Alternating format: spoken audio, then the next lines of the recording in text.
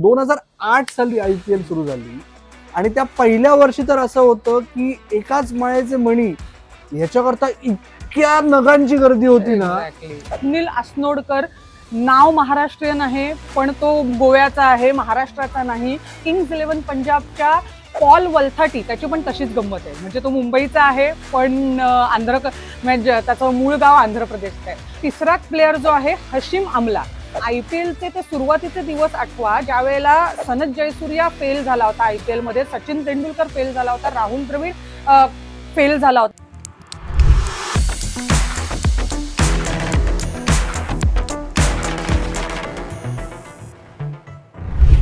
हाय, मला ओळखलत का? मी रुजुता लुकतुके.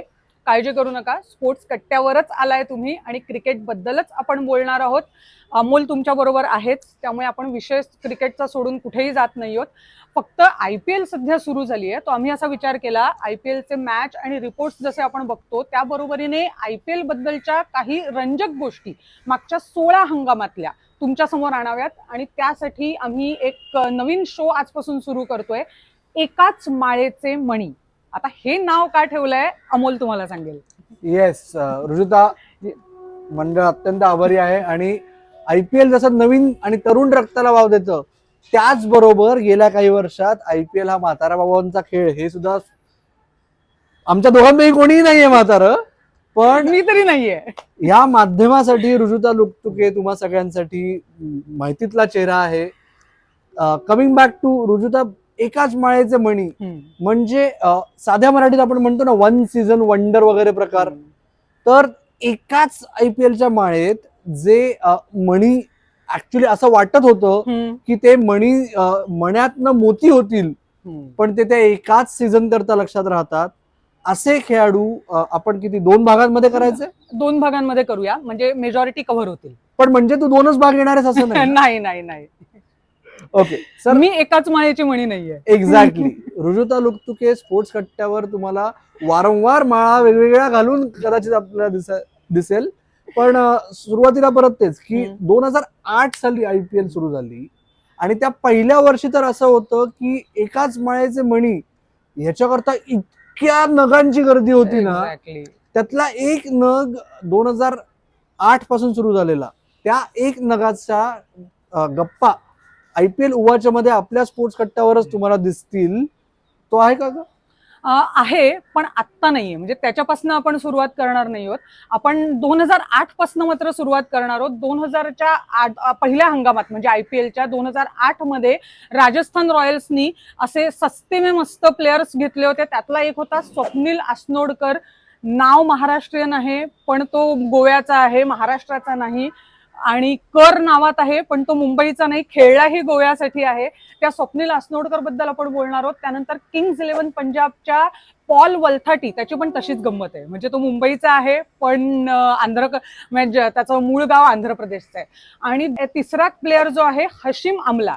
आता त्याला आपण वन मॅच वंडर किंवा वन IPL वंडर मध्ये का घेतलंय हे सुद्धा आपल्याला हळूहळू कळणार आहे.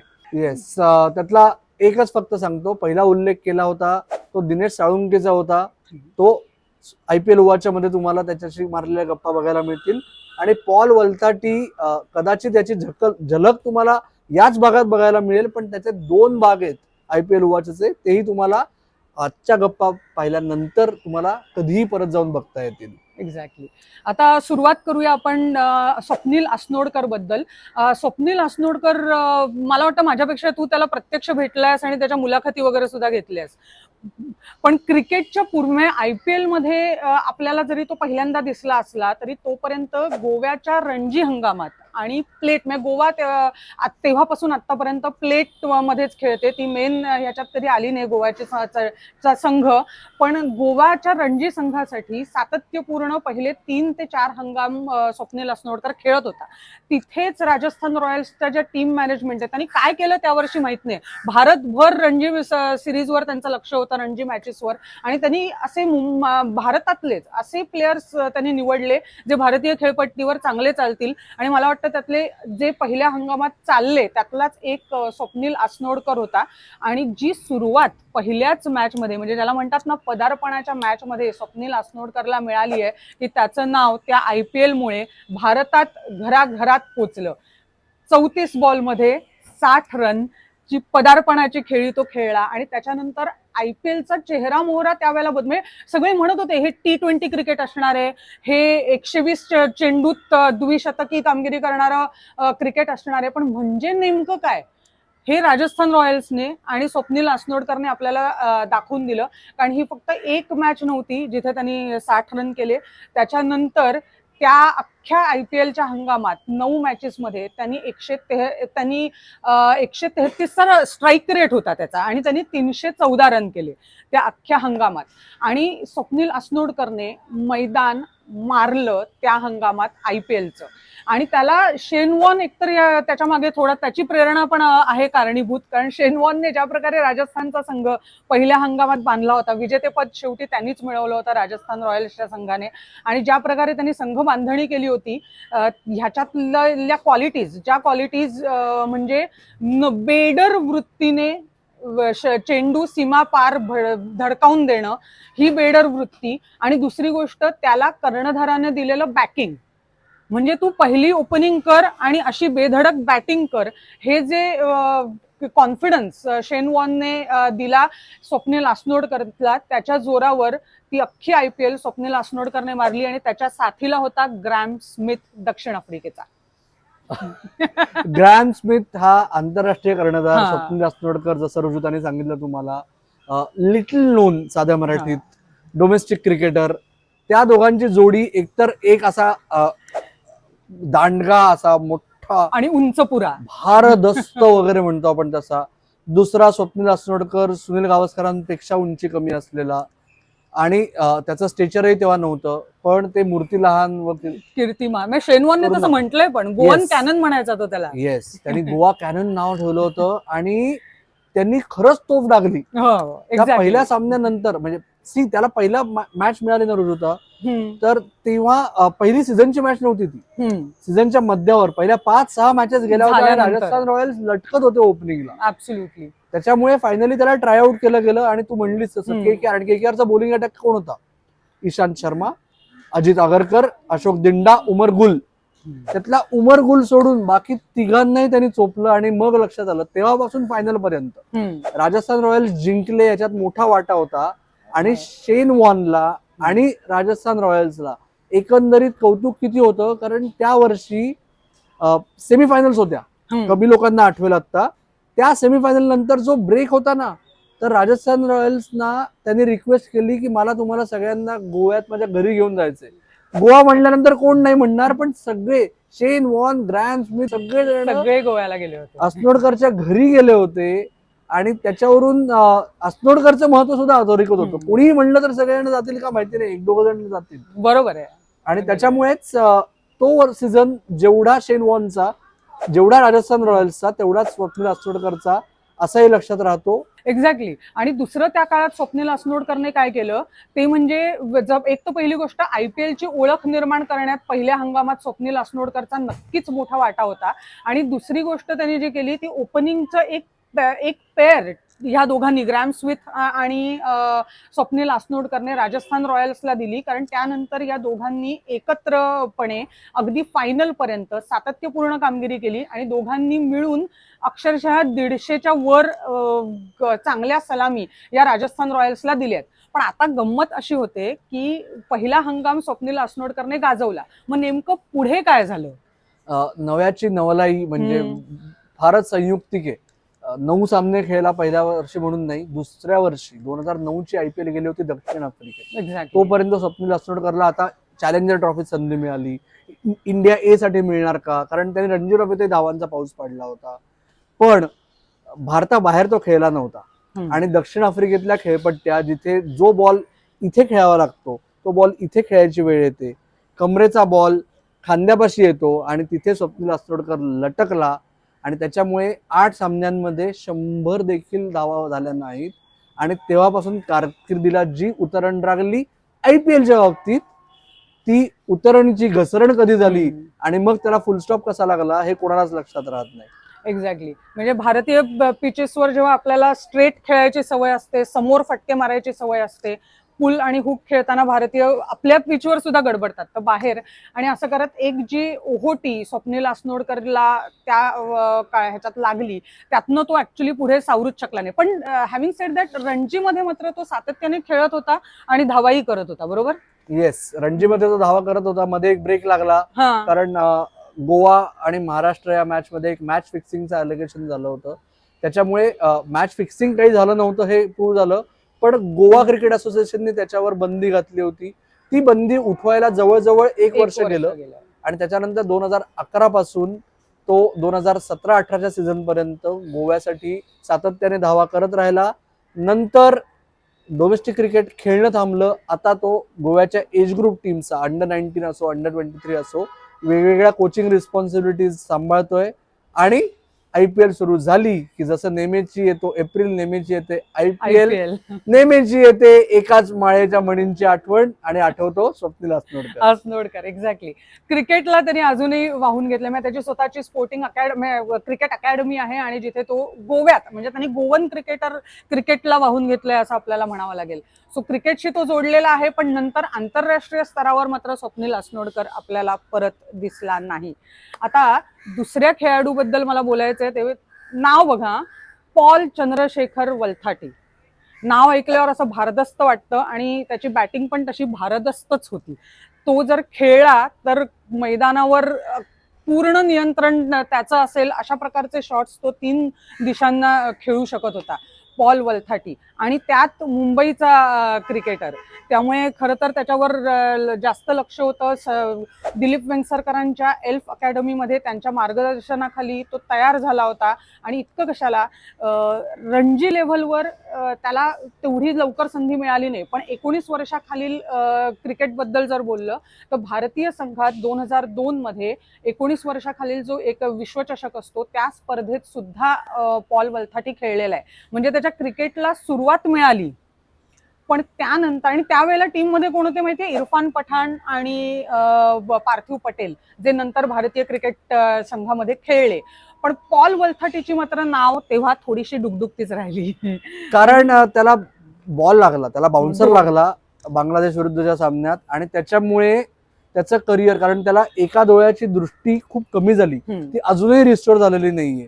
त्याच्यामुळे एक पाऊल पुढे जातात अंडर-19 मध्ये, त्याच्याऐवजी तो 4 पावलं मागे आला. त्याची बॅड लक म्हणूया आपण. बरोबर. त्याच्यामुळे सावरायला त्याला 2006 उजाडलं. येस. आणि अखेर IPL मुळे बऱ्याच कारकिर्दींना नवसंजीवनी मिळाली आहे. त्यातल्या पहिल्या काही नावांपैकी एक नाव पॉल वलथाटीचं आपण म्हणू शकतो. एक्झॅक्टली. पण त्याच्यात सुद्धा अशी गंमत झाली की सुरुवात राजस्थान रॉयल्स मधनं त्यांनी केली खरी, पण त्यात पहिल्या हंगामात त्याला, म्हणजे 2008च्याच, त्याला 2च मॅचेस खेळायला मिळाल्या होत्या. 2009च्या त्याला 2च मॅचेस खेळायला मिळाल्या होत्या आणि त्यातही त्याची कामगिरी फारशी चांगली नव्हती. जेमतेम 6 धावा तो त्यावेळेला करू शकला होता. पण नंतर एक त्याला असा टर्न मिळाला की तो मधल्या काळात मुंबईकडनं T20 मुश्ताक अली स्पर्धा खेळला. तिथे मात्र त्याची कामगिरी चांगली होती आणि त्याच्या जोरावर नंतरच्या IPLच्या लिलावात किंग्ज 11 पंजाबने त्याला घेतलं, म्हणजे बॅकअप प्लेअर म्हणूनच घेतलं होतं की कोणी आंतरराष्ट्रीय खेळाडू त्यावेळेला जर उपलब्ध नाही झाले किंवा कोणाला दुखापत झाली तर दुसरी फळी तयार असावी असं म्हणून ते पॉल वलथाटीकडे बघत होते. पण प्रत्येकाला दिवस यायला लागतो. तर त्या वर्षी त्या हंगामात, म्हणजे म्हणतात ना, नशिबाची साथ क्रिकेटला लागतेच आणि क्रिकेटरला तर ती लागतेच लागते. ती पॉल वलथाटीसाठी तेव्हा 2011 मध्ये मिळाली, जेव्हा एकच मॅच त्याची ओळख IPL मधली करून देण्यासाठी पुरेशी आहे. ऍक्च्युली त्याच्यात त्या हंगामात 4-5 लक्षणीय इनिंग्स होत्या, पण ही जी पहिली मॅच जिथे चेन्नई सुपर किंग्स विरुद्ध त्याने 120 नाबाद धावा केल्या होत्या, ती पॉल वलथाटीची मॅच म्हणूनच IPLच्या इतिहासामध्ये ओळखली जाईल. कारण तेव्हा महेंद्रसिंग धोनीचं पण असं झालं होतं की हा कोण आहे. आणि तेव्हा त्या मॅचची एक गंमत अशी आहे की पॉल वलथाटीला स्वतःला टॉस होईपर्यंत कॉन्फिडन्स नव्हता की तो ती मॅच खेळतोय. त्याला खात्री नव्हती. राजस्थान रॉयल्स मध्ये 2 मॅचेस नंतर ड्रॉप केलं गेलं होतं. पंजाबमध्ये पहिली मॅच त्याला मिळाली जेव्हा, पहिल्या मॅच मध्ये तो चालला नाही, त्यामुळे त्याला वाटलं संपलं, आपले नाव डुबली. त्यामुळे जरी त्याला गिलक्रिस्टने सांगितलं होतं की तू खेळतोयस, तरी त्याला खात्री नव्हती. आणि त्यांनी सांगितलं आपल्या IPL ओव्हरच्या मधल्या गप्पांमध्ये की जेव्हा मॅनेजर लिहित होता ना टीम शीट, तेव्हा तो असा वाकून वाकून बघत होता की खरंच माझं नाव लिहितोय का. आणि ते नाव लिहिल्यानंतर जो इतिहास घडला, तो इतिहास आपल्या सगळ्यांना माहितीये. ज्याच्या पलीकडच्या काही गोष्टी पॉलने आपल्या गप्पांमध्ये सांगितल्या आहेत. आणि उरलेला सीझनही त्यांनी तोडला. एक्झॅक्टली, उरलेला सीझन त्यांनी तोडला अगदी पार सेमीफायनल पर्यंत. इतकं कशाला, त्याच हंगामात पॉल वल्थाटी सुरुवातीला सलामीला यायचा आणि त्याच हंगामात पहिल्या 3 षटकांमध्ये पंजाब टीमने 50 रन केलेले आहेत. आणि तेव्हा म्हणजे हे सगळं आम्ही बोलतोय ना, IPL आत्ताचं बघून तुम्ही म्हणाल 2 दिवसांपूर्वी 277चा स्कोर केलाय सनरायझर्स हैदराबादने, तुम्ही काय सांगताय आम्हाला. पण IPLचे ते सुरुवातीचे दिवस आठवा, ज्या वेळेला सनथ जयसूर्या फेल झाला होता IPL मध्ये, सचिन तेंडुलकर फेल झाला होता, राहुल द्रविड फेल झाला होता. म्हणजे आपण यांना फेल्युअर्स का म्हणतोय, कारण त्यांनी तेवढ्या सातत्याने आणि तितक्या घणाघाती ज्या IPL ला आवश्यक असतात तेवढ्या धावा केल्या नव्हत्या. हे सगळे आयकॉन प्लेयर्स असून फेल झालेले खेळाडू आहेत. तिथे IPL ची नवीन आणि वेगळी ओळख करून देणाऱ्या इनिंग्ज आहेत, म्हणून यांची विशेष नोंद ही IPLच्या इतिहासात कायम घेतली जाईल. आणि तसंच पॉल वल्थाटीच्या बाबतीत झालं, कारण त्यावेळी ती म्हणजे क्रिस गेलचा धमाका आधीच झालेला होता. सो 175 रन्स झालेल्या होत्या.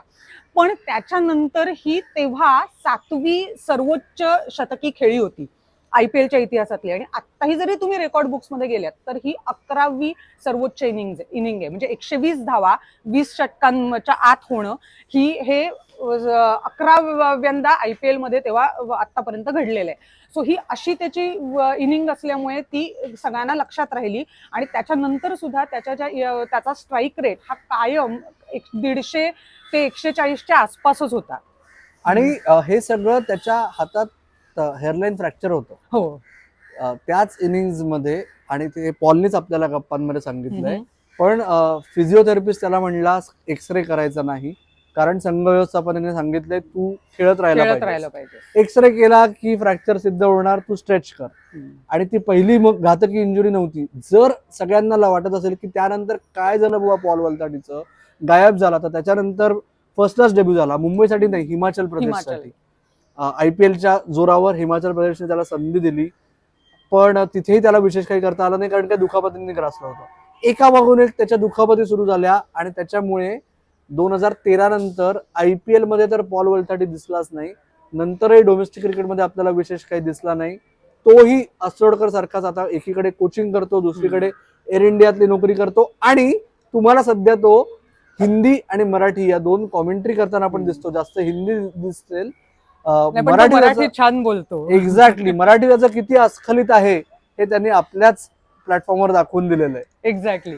सो आणि त्याचा युट्यूब चॅनल पण आहे जो तो चालवतो आणि तिथे क्रिकेटवरती तो बोलतो सुद्धा. पॉल वल्थाटी या नावानेच तुम्ही सर्च करू शकता. पॉल वल्थाटी झाला. आता एका अशा खेळाडूबद्दल बोलणार आहे जे मी तुम्हाला नाव सांगितलं तर तुम्ही कदाचित म्हणाल छट, हा काय 1 IPL वंडर आहे. पण आहे. म्हणजे तो जेव्हा IPL मध्ये आला तेव्हाही तो आंतरराष्ट्रीय स्टार होता. आल्यानंतर पहिला हंगाम त्याने गाजवला सुद्धा. पण त्यानंतर मात्र IPL मध्ये तो परत चमक दाखवू शकला नाही. इतकंच नाही, तो अनसोल्ड पण राहिला. हशीम अमला, मी बरोबर बोलते, हशीम अमला तो प्लेअर आहे. आणि आम्हाला पण काय फार बरं वाटत नाहीये 1 IPL वंडर म्हणून त्याला घोषित करताना. पण त्याची कहाणी सांगणं मात्र आम्हाला इंटरेस्टिंग वाटलं, म्हणून त्याचा समावेश केला. आता 2016 मध्ये सुद्धा तो काही थेट आला नव्हता IPL मध्ये. शॉन मार्श दुखापतग्रस्त होता, त्याच्या जागी बदली खेळाडू म्हणून हशीम अमलाला घेतलं. कारण काय होतं ना, काही जणांवर जेव्हा शिक्का बसतो की ते सलामीला येऊन 50 षटकं खेळू शकतात, अख्खा दिवस खेळू शकतात, पण त्यांच्या नावावर कदाचित 50 किंवा 100च धावा लागतील, असा एक शिक्का बसलेला तो खेळाडू होता, जो त्यांनी पहिल्या हंगामात चुकीचा ठरवला खरा. पण त्याच्यामुळे झालं असं की त्याला कधीच T20चा खेळाडू म्हणून संघ प्रशासनाने बघितलं नाही. आणि शेवटी 2016 मध्ये संधी मिळाली तेव्हा मात्र त्याने त्याचं सोनं करून दाखवलं. आणि 160च्या स्ट्राईक रेटने 2 सेंचुरीज पण केल्या, शतकं पण केली. हे झालं 2017 साली. हो. 6 सामने खेळला फक्त तो, आणि त्यात 2 100 केल्या. आणि त्यावेळेस 2017 मध्ये जेव्हा हशीम अमलाने 2 100 केल्या, तेव्हा एका हंगामात 1 पेक्षा जास्त 100 करणारे तो तिसरा खेळाडू होता फक्त. आधी कोण होतं? क्रिस गेल आणि विराट कोहली बास. आणि तरीही 2017च्या IPL नंतर 2018ला जेव्हा मोठा लिलाव, ज्याला आपण मराठीत काय म्हणतो आता, फुल फुल ऑप्शन, ऑप्शन तो झाला, तेव्हा हशीम अमलाला कोणीही हात लावला नाही. एक कारण होतच की कारकीर्द त्याची उतरणीवर होती. शेवटचा काळ, सरता काळ सुरू झालाय की काय असं वाटत होतं. टेस्ट स्पेशलिस्टचा शिक्का होता, त्याच्यामुळे जसं जो रूटला कोणी हात लावला नाही, जसं स्टीव्ह स्मिथला आता कोणी हात लावत नाही बऱ्याच वेळा, तसं हशीम अमलाच्या बाबतीत तेव्हा झालं. आणि चौथा मुद्दा, फुल ऑप्शन मध्ये बेस प्राइस जास्त होती. तो आला होता रिप्लेसमेंट प्लेअर म्हणून, बरोबर. तो ज्याच्या जागी आला, नाव घेतलं शॉन ऋतुचा, तो खरं तर एकाच माळ्याचा मणी पाहिजे असं तुमच्यातल्या खूप लोकांना वाटेल. पण हशीम अमला हा एकाच माळेचा मणी ठरला त्या 2017च्या सीझन करता. आणि दुर्दैवाने म्हणतो मी की pure old school genuine exactly first class batting, काही पॉवर हिटिंग नाही, आणि तरीही या स्ट्राईक रेटनी रन्स करणं हे तुम्ही आम्ही मिस केलं. आय एम नाही, शुअर ऋजुता, आपल्या सगळ्या प्रेक्षकांना, लिसनर्सना वाटत असेल की काहीतरी नावं घेत आहेत. किती नावं आहेत मोठाली, तुम्ही आम्हाला सांगा की नावं कुठली याच्यात ऍड करावीशी आणखी ऍड वाटतील. करू. ऍब्सोल्युटली. हशीम अमला या आमच्या यादीत आहे, याचं आम्हालाही वाईट वाटतंय, पण त्याच्यानंतर सुद्धा काही वर्ष तो आंतरराष्ट्रीय क्रिकेट अर्थातच खेळत होता. आणि शेवटी तिन्ही प्रकारातनं आता तो अर्थात निवृत्त आहे, पण अजूनही दक्षिण आफ्रिकेसाठी एक काळ त्यांनी गाजवलाय आणि जागतिक क्रिकेटची पण त्यांनी खूप चांगली सेवा केली आहे. सो हे आपण पहिल्या भागाच्या तर शेवटाला आलोय, पण तुम्हाला हेच सांगायचंय की हा भाग कसा वाटला हे तर आम्हाला सांगाच. पण त्याचबरोबर आणखी कोणत्या खेळाडूंबद्दल आम्ही बोललं पाहिजे, IPL विषयी आणखी काय काय ऐकायला तुम्हाला आवडेल हे सुद्धा आम्हाला नक्की सांगा.